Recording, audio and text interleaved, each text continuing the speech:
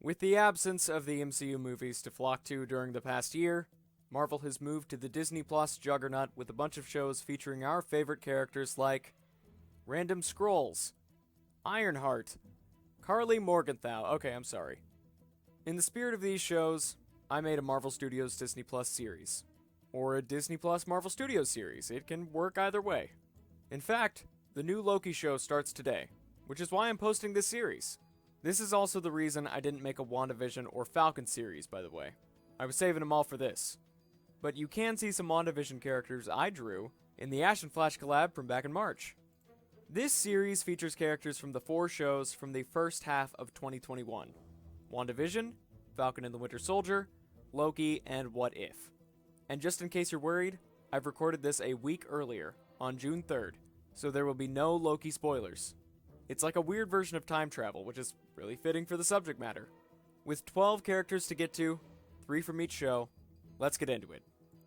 I have been a fan of the MCU Scarlet Witch ever since her fantastic appearance in Infinity War. She's even in my top 3 Avengers. I could say I liked Wanda before it was cool, but that would be gloating. The only version that would have been acceptable to include here was the final Scarlet Witch outfit from the end of WandaVision. Fittingly, this is also one of my favorite minifigures I've drawn recently.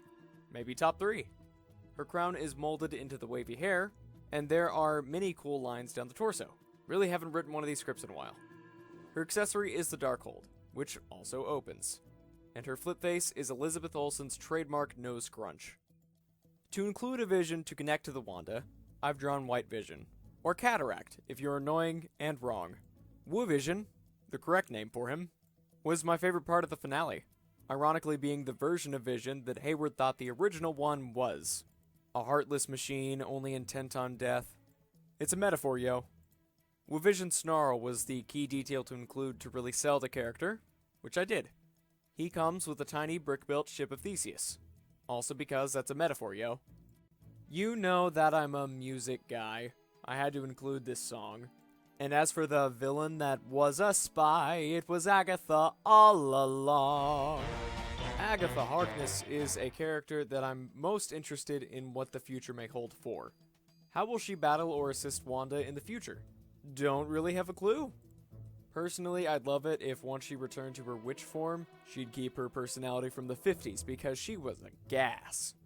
Agatha wears her dark blue robes with some purple capes on top, and also her absolutely a demon pet rabbit, Senor Scratchy. Now for show number 2. While I did not enjoy Falcon and the Winter Soldier as much as WandaVision, it had some great moments and character arcs, and for the most part, Sam Wilson got the best of it. As you can probably tell, this is his Falcon costume, before becoming Captain America. I drew this right when the show started and didn't have any look at the official costume, and I can assure you I'll be drawing it in the future. But I think this costume is really underrated. It's bright and colorful without breaking the MCU tone. I just really like it. The other titular character, the Winter Soldier, also looks pretty cool. Not as much of a standout, but I think that's kind of the point. It's in character, and it's a metaphor, yo. He uses a simple Superman hair and has a very detailed metal arm. He also comes with a knife to stab people with when you say longing, rusted, 17, daybreak, furnace, 9, benign.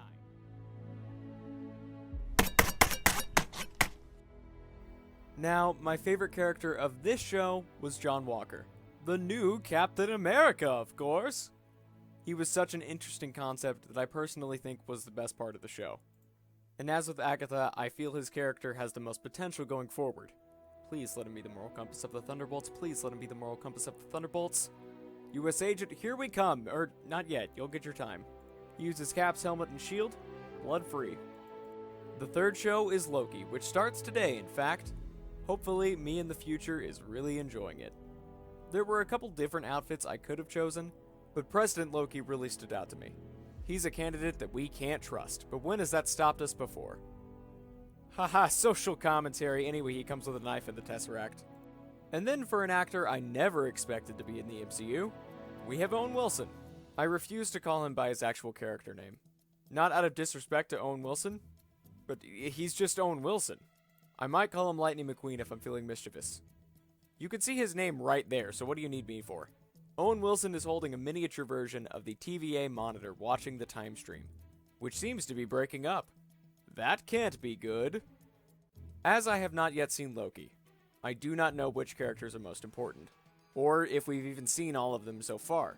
For all I know, we could be seeing Lady Loki, the Warriors 3, my boy Orgo.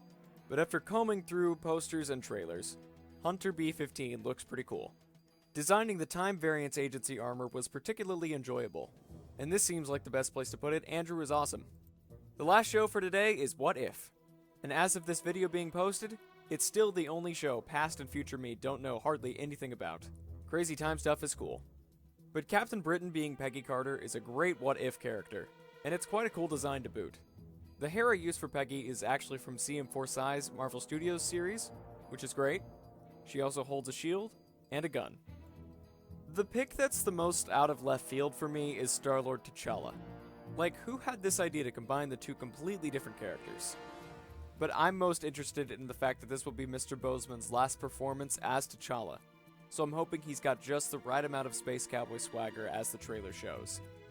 His helmet is styled differently from regular Star-Lord's, and he has a Wakandan spear. The final character, who's been watching over everything from the beginning, and he's doing a bang-up job of that. Slight meta-commentary, since we've seen everything from the MCU, does this mean we are technically watchers as well? I think it does. We are all MCU canon. This is Uatu, the Watcher. I was so stuck on how to make him, more accurately, his giant head, when the new Thanos soared out of the blue with a giant head that fits on a regular body, and I was saved. See, Thanos did nothing wrong.